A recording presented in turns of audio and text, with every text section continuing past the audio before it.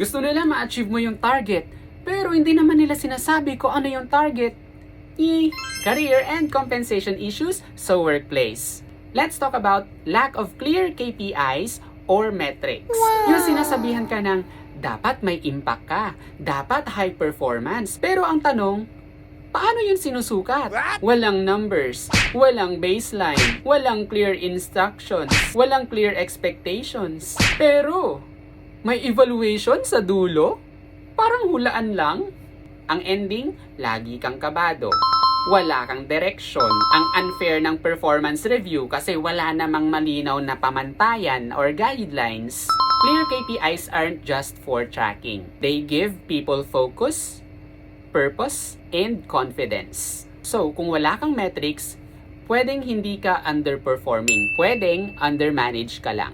So, you should always set the goal post first bago ka magpa-score. Yun lang. Follow for more.